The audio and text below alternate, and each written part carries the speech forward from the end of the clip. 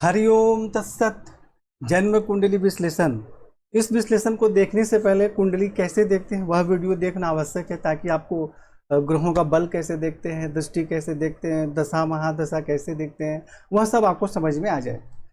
हम इस कुंडली का विश्लेषण प्रारंभ करते हैं। सबसे पहले सूर्य के विषय में चर्चा करते हैं, और यह मेष लग्न की कुंडली है। सूर्य इस कुंडली में विद्या, बुद्धि एवं संतान के स्वामी है, और सप्तम भाव में नीच राशि में विराजमान है। सूर्य 8 अंश के हैं, लेकिन लग्न से केंद्र में, यानी यह लग्न है और इस चारों में कहीं भी कोई भी ग्रह नीच राशि में विराजमान होते हैं तो उसका नीच भंग हो जाता है। तो सूर्य का यहाँ नीच भंग तो हो गया, परंतु सूर्य पर राहु की दृष्टि है, यानी सप्तम भाव में सूर्य राहु से पीड़ित हैं, और सूर्य विद्या बुद्धि संतान के स्वामी हैं, सप्तम भाव में पीड़ित हो गए। तो विद्या बुद्धि संतान के सुख में भी कठिनाई तथा परेशानी होगी, शिक्षा में अवरोध उत्पन्न होंगे, और पति एवं वैवाहिक जीवन के सुख में भी कठिनाई तथा परेशानियों का सामना करना पड़ेगा, क्योंकि सप्तम भाव में सूर्य पीड़ित हो गए और सूर्य यहाँ से उच्च राशि में दृष्टि डाल रहे हैं। तो शारीरिक स्वास्थ्य, सौंदर्य, सम्मान, प्रतिष्ठा में वृद्धि होती है। ऐसे व्यक्ति प्रभावशाली होते हैं और स्वाभिमानी भी होते हैं, परंतु यहाँ सूर्य तो राहु से पीड़ित हो गया तो श्रेष्ठ लाभ प्राप्त होगा नहीं। तो इसलिए यहाँ सूर्य से संबंधित मंत्र जाप करना चाहिए, सूर्य की आराधना करनी चाहिए, और राहु से संबंधित दान एवं उपाय करना चाहिए। चंद्रमा के विषय में चर्चा करते हैं। तो चंद्रमा इस कुंडली में चतुर्थ भाव के स्वामी है। माता, जमीन, जायदाद, प्रॉपर्टी, मातृभूमि, और ये षष्ठ भाव में विराजमान हो गए। हालांकि चंद्रमा पर किसी ग्रह की दृष्टि नहीं है जिससे कि यह पीड़ित हो, और यह अंश बल में तो ठीक है, 16 अंश के हैं, परंतु पक्ष बल में बहुत कमजोर है, क्योंकि यह चतुर्दशी के हैं। अमावस्या के एक दिन पहले, कृष्ण पक्ष की चतुर्दशी यानी अमावस्या के एक दिन पहले के चंद्रमा हैं, तो उस समय चंद्रमा को बहुत कमजोर भी माना जाता है। और अंश बल में ठीक है, लेकिन छठे, 8वें, 12वें में कोई भी ग्रह चले जाते हैं तो उसके बल में कमी होती है। तो यहाँ चंद्रमा को एक तरह से कमजोर ही माना जाएगा, जिसके कारण माता, भूमि, भवन के सुख में कुछ कमी एवं परेशानी होती है। ऐसे व्यक्तियों को सर्दी, जुकाम इत्यादि होने की संभावना रहती है, और यह शत्रु का भी घर होता है, नौकरी का भी घर होता है। तो इन सब चीज़ों में भी सामान्य सफलता प्राप्त होगी। और यहाँ से चंद्रमा जो है द्वादश भाव में देखते हैं, यानी कि बाहरी स्थानों के संपर्क से जीवन में उन्नति होगी और खर्च भी अधिक रहेगा, परंतु चंद्रमा क्योंकि एक शुभ ग्रह है और अपने मित्र के घर में देख रहा है, तो चंद्रमा के कारण किसी प्रकार के फालतू खर्च वगैरह इत्यादि होने की संभावना नहीं रहेगी। अब यहाँ चंद्रमा से संबंधित हमें मंत्र जाप करना, इसको प्रबल करना आवश्यक है, क्योंकि चंद्रमा का हमारे जीवन में बहुत ज़्यादा महत्व है। पक्ष बल में भी कमजोर है और षष्ठ भाव में भी चले गए हैं, और घरेलू सुख के भी स्वामी होते हैं, तो इसलिए चंद्रमा का मंत्र जाप करें, इसे प्रबल करें। मंगल के विषय में चर्चा करते हैं। तो मंगल लग्नेश है इस कुंडली में, और आयु भाव के भी स्वामी हैं, और षष्ठ भाव में भी चले गए। देखिए, तो यहाँ पे और 0 अंश के, आप यहाँ देखिए अंश बल बिल्कुल कमजोर है। तो सबसे पहले हम मंगल का फलादेश बताते हैं। हालांकि जो भी फलादेश बताऊंगा उसका कोई विशेष फल मिलेगा नहीं, क्योंकि 0 अंश के हैं। तो अगर मंगल यहाँ विराजमान हो जाएंगे तो शत्रु पक्ष पर प्रभाव रहेगा, नौकरी में सफलता प्राप्त होगी, आयु में वृद्धि होगी। यहाँ से मंगल देखेंगे 9वें भाव में, तो भाग्य की विशेष उन्नति होती, उच्च शिक्षा अच्छी प्राप्त होती है, ऐसे व्यक्ति धर्म का पालन करते हैं। और यहाँ से मंगल द्वादश भाव में देखेंगे तो बाहरी स्थानों के संपर्क से जीवन में सफलता प्राप्त होती है। और लग्न में दृष्टि डालेंगे तो शारीरिक स्वास्थ्य, सौंदर्य, सम्मान, प्रतिष्ठा में वृद्धि होगी। ऐसे व्यक्ति हिम्मती, निडर होते हैं, और ऐसे व्यक्ति का स्वभाव भी उग्र होता है। परंतु जो भी फलादेश में बताया, जब ये 0 अंश का है तो यह पूर्ण फल कैसे प्राप्त होगा, अर्थात कि मंगल लग्नेश और अष्टमेश होकर 0 अंश के हैं, तो ऐसे व्यक्ति का स्वास्थ्य बहुत कमजोर होता है। स्वास्थ्य, आयु में कमी होती है, शरीर में रक्त की भी कमी होती है, मज्जा के भी कारक होते हैं मंगल, तो इन सब में भी कमी होती है। तो मंगल का आपको रत्न पहनना चाहिए। और छठे, 8वें, 12वें में घर में बैठने से कई व्यक्ति आपको डराते हैं कि रत्न नहीं धारण करना चाहिए, तो रत्न नहीं धारण करेंगे तो उसको बल कैसे देंगे, जबकि इसको रत्न धारण करना बहुत अत्यधिक आवश्यकता है इसके मंगल के रत्न धारण करने के लिए। तो ऐसा किसी के बहकावे में न है। यहाँ पे आपको मंगल का लगभग 7 कैरेट का बेस्ट क्वालिटी का मूंगा और तांबे में अवश्य धारण करें, वरना स्वास्थ्य में भी परेशानी होगी, जीवन की उन्नति में भी कमी होगी, वायु में भी परेशानी होगी। तो यहाँ आपको मंगल का रत्न धारण करना है। यह बात एकदम आप ध्यान से याद कर लें, समझ लें, और किसी के बहकावे में नहीं कि छठे में है तो रत्न नहीं धारण करना चाहिए, ऐसा कोई भी बात नहीं है। जो ऐसा बताते हैं उन्होंने रत्न ज्योतिष का अध्ययन नहीं किया है। चलिए बुध के विषय में चर्चा करते हैं। बुध इस कुंडली में तृतीय भाव के स्वामी हैं और षष्ठ भाव के स्वामी हैं। मेष लग्न की कुंडली में बुध को अकारक माना जाता है, पराक्रम के लिए अच्छे होते हैं। तो बुध यहाँ पर 19 अंश के हैं और वक्री हैं, यानी कि जिस ग्रह को इस कुंडली में कमजोर होना चाहिए वह ज़्यादा ताकतवर है। हालांकि यहाँ बुध और सूर्य से बुध आदित्य योग का भी निर्माण होता है, परंतु चूंकि ये षष्ठेश हैं तो इसलिए पति एवं वैवाहिक जीवन के सुख में कुछ परेशानी होगी। परंतु ऐसे व्यक्ति पराक्रमी और हिम्मती भी होते हैं, क्योंकि पराक्रम के स्वामी है बुध और लग्न में देख रहे हैं। तो शारीरिक स्वास्थ्य से संबंधित कुछ परेशानी भी होगी, परंतु पराक्रम में भी वृद्धि होगी, भाई बहन का सुख प्राप्त होगा। तो यहाँ बुध से संबंधित दान एवं उपाय आपको लगातार करना है। और ऐसे तो बहुत प्रबल हैं ही, अंश बल में वक्री भी हैं, तो रत्न पहनने का तो सवाल ही नहीं उत्पन्न होता है, परंतु बुध से संबंधित आपको दान एवं उपाय लगातार करना है। गुरु के विषय में चर्चा करते हैं तो गुरु इस कुंडली में भाग्य भाव के स्वामी हैं और द्वादश भाव के स्वामी हैं, त्रिकोण के स्वामी हैं, इसलिए गुरु को कारक माना जाता है। और गुरु यहाँ पे शुक्र के घर में विराजमान है। तो शुक्र के घर में गुरु के लिए ऐसा माना जाता है कि बहुत अच्छा फल नहीं देते हैं, परंतु अंश बल में बिल्कुल मजबूत है, 16 अंश के और वक्री भी हैं, यानी बहुत ही ज़्यादा मजबूत है। वक्री होने का मतलब कि जो उनका अंश लिखा रहता है उससे कुछ एक्स्ट्रा पावर उनके पास होती है। तो यहाँ कुछ सामान्य परेशानियों के साथ धन एवं कुटुंब का सुख प्राप्त होगा। यहाँ से गुरु देखेंगे आपके षष्ठ भाव में, तो शत्रु पक्ष पर प्रभाव होगा, नौकरी में अच्छी सफलता प्राप्त होगी, ननिहाल पक्ष से भी संबंध आपके अच्छे रहेंगे। और यहाँ अष्टम भाव में दृष्टि डालेंगे तो आयु में वृद्धि होगी। ऐसे व्यक्ति किसी प्रकार के विशेष खोज, रिसर्च, गुप्त विद्या में भी कार्य करें तो अच्छी सफलता प्राप्त होती है।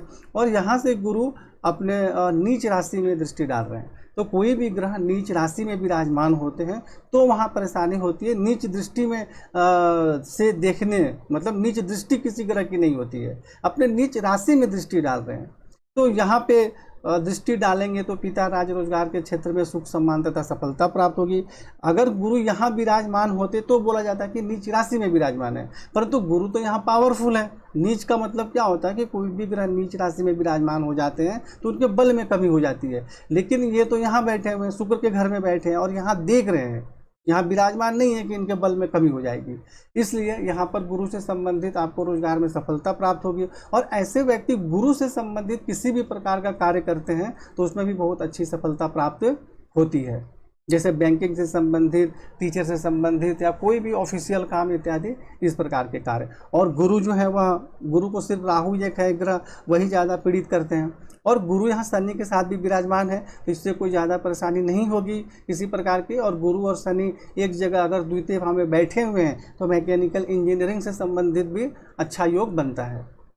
तो शुक्र के संबंध में चर्चा करते हैं। शुक्र जो है इस कुंडली में जीवन साथी के स्वामी है और धन एवं कुटुंब के स्वामी है, या अष्टम भाव में विराजमान हो गए। हालांकि अंश बल में ठीक है, तो जैसा कि मैं कई बार बता चुका हूँ, छठे, आठवें, 12वें में कोई भी ग्रह चले जाते हैं तो उनके विशेष फल में कमी हो जाती है। तो शुक्र यहाँ चले आए 8वें भाव में, सप्तम भाव के स्वामी और द्वितीय भाव के भी स्वामी। हालांकि शुक्र यहाँ से यहाँ वापस देख रहे हैं, लेकिन विराजमान तो वह अष्टम भाव में विराजमान हो गए। तो पति एवं वैवाहिक जीवन के सुख में कठिनाई तथा परेशानी होती है, दैनिक व्यवसाय में भी परेशानी होती है। ऐसे व्यक्ति स्वयं के रोजगार करें तो पूर्ण सफलता प्राप्त नहीं होती है। और धन एवं कुटुंब के सुख में भी कमी एवं परेशानी होती है। और ऐसे व्यक्ति का जो धन है, ऐसा बोला जाता है, डूबता रहता है या कोई और ही उपयोग करते हैं, यानी किसी व्यक्ति को ऐसा पैसा उधार वगैरह नहीं देना चाहिए। हालांकि सूर्य वापस यहाँ से अपने घर में दिख रहे हैं तो धन एवं कुटुंब का सुख भी देते हैं, परंतु अष्टम भाव में विराजमान होकर देखने के कारण बहुत श्रेष्ठ लाभ प्राप्त नहीं होगा। ये तो इसलिए यहाँ शुक्र से संबंधित आपको मंत्र जाप करना चाहिए लगातार, जिससे कि आपको शुक्र से संबंधित लाभ प्राप्त हो सके।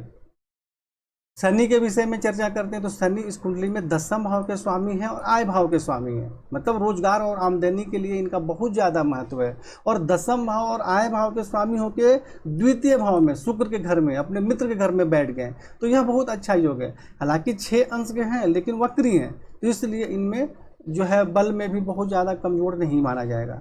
तो यहाँ शनि क्या करेंगे, धन एवं कुटुंब का सुख प्राप्त होगा। आमदनी बहुत अच्छी होगी, पिता राज रोजगार के क्षेत्र में सुख सम्मान तथा सफलता प्राप्त होगी। लेकिन यहाँ से शनि जब चतुर्थ भाव में दृष्टि डालेंगे चंद्रमा के घर में, तो माता जमीन जायदाद प्रॉपर्टी के सुख में परेशानी होगी, मतभेद भी हो सकता है, घरेलू सुख में भी कमी होगी। और यहाँ से शनि अष्टम भाव में दृष्टि डालेंगे तो स्वास्थ्य एवं आयु के लिए भी थोड़ी परेशानी के योग बनाएंगे। और यहाँ से शनि अपने ही घर में दृष्टि डाल रहे हैं, तो आमदनी ऐसे व्यक्ति की बहुत अच्छी होती है। तो शनि यहाँ पर जो है आमदनी के लिए तो ठीक है, रोजगार के लिए ठीक है, धन एवं कुटुंब के लिए ठीक है, लेकिन चतुर्थ भाव के लिए और अष्टम भाव के लिए ठीक नहीं है। इसलिए यहाँ शनि से संबंधित आपको दान एवं उपाय करना चाहिए। और दान उपाय करने से कोई भी ग्रह कमजोर नहीं होते हैं, बल्कि उनके दोष में कमी होती है। आप इसका मंत्र जाप भी कर सकते हैं और दान और उपाय भी कर सकते हैं, दोनों ही कर सकते हैं। लेकिन मैं रत्न धारण करने के लिए नहीं कहूँगा, क्योंकि रत्न धारण करने से फिर चतुर्थ भाव में और अष्टम भाव में दृष्टि डालकर वहाँ परेशानी के योग बना रहे हैं। और शनि जो है देखिए यहाँ आमदनी भाव के स्वामी हैं और धन भाव के स्वामी शुक्र के साथ संबंध बन रहा है, तो यह भी बहुत अच्छा योग है। लेकिन शुक्र यहाँ अष्टम भाव में विराजमान हो गए हैं, इसलिए श्रेष्ठ लाभ प्राप्त नहीं होगा। राहु के विषय में चर्चा करते हैं तो राहु यहाँ पराक्रम में वृद्धि होती है, भाई बहन का सुख प्राप्त होता है। सप्तम भाव में दृष्टि डालेंगे तो पति एवं वैवाहिक जीवन के सुख में कठिनाई एवं परेशानी होगी। और यहाँ दृष्टि डालेंगे तो भाग्य की उन्नति में भी कठिनाइयों का सामना करना पड़ता है, उच्च शिक्षा प्राप्त करने में परेशानी होती है, धर्म का पालन ठीक से नहीं कर पाते हैं। और एकादश भाव में दृष्टि डालेंगे तो आमदनी प्राप्त करने में भी परेशानी होती है, कभी बहुत अचानक लाभ प्राप्त होगा तो अचानक नुकसान भी हो जाएगा। तो इसलिए बहुत ज़्यादा लाभ के चक्कर में कोई भी गलत कार्य नहीं करना चाहिए। और यहाँ देखिए सूर्य के ऊपर भी इनकी दृष्टि है राहु की, तो ये विद्या बुद्धि संतान के सुख में भी परेशानी करते हैं। और इनकी राहु की ही दशा अंतर्दशा चल रही है, तो इसलिए यहाँ पे राहु से संबंधित दान एवं उपाय करना जरूरी है। क्योंकि सूर्य जो होते हैं हमारे आत्मा के कारक होते हैं, पंचम भाव के स्वामी भी हैं। इस समय आपकी शिक्षा भी चल रही है, तो इसलिए राहु से संबंधित दान एवं उपाय करना जरूरी है। और मैं कई बार बता चुका हूं कि जब भी बच्चे यदि पढ़ाई वगैरह करने का समय होता है, 24-25 साल से कम उम्र होती है और राहु की दशा अंतर्दशा आ जाती है, तो शिक्षा में व्यवधान उत्पन्न होता है, इधर उधर भटक जाते हैं, मन पढ़ाई में नहीं लगता है। तो इसलिए राहु से संबंधित दान एवं उपाय आपको विशेष करना चाहिए। केतु यहाँ पे भाग्य की उन्नति में वृद्धि होती है, उच्च शिक्षा प्राप्त होती है, धर्म का पालन करते हैं। लेकिन लग्न में दृष्टि डालने के कारण शारीरिक स्वास्थ्य एवं जीवन की उन्नति में कठिनाई तथा परेशानी होती है। और ऐसे व्यक्ति का स्वभाव बहुत उग्र हो जाता है, शरीर पर चोट लगने की भी संभावना रहती है। और तृतीय भाव में दृष्टि डालेंगे तो पराक्रम में वृद्धि होगी, परंतु भाई बहन के सुख में परेशानी भी होगी। और यहाँ पंचम भाव में दृष्टि डालेंगे तो विद्या बुद्धि संतान के क्षेत्र में कठिनाई तथा परेशानी होती है। तो यहाँ आपने समझ लिया कि आपको राहु केतु से संबंधित दान एवं उपाय करना बहुत ज़्यादा जरूरी है, जिसके कारण कि आपके स्वास्थ्य और पढ़ाई में इन सब चीज़ों में परेशानी नहीं हो। जैसे देखिए राहु यहाँ दृष्टि डालेंगे तो उच्च शिक्षा प्राप्त करने में परेशानी करेंगे, लेकिन केतु यहाँ गुरु के घर में यहाँ सफलता भी देंगे। तो अच्छे बुरे दोनों योग बनते हैं। लेकिन केतु यहाँ फिर स्वास्थ्य से संबंधित परेशानी करेंगे, स्वभाव उग्र हो जाएगा मंगल ग्रह के समान, जैसे मंगल ग्रह का उग्र स्वभाव होता है उस प्रकार भी हो जाएगा।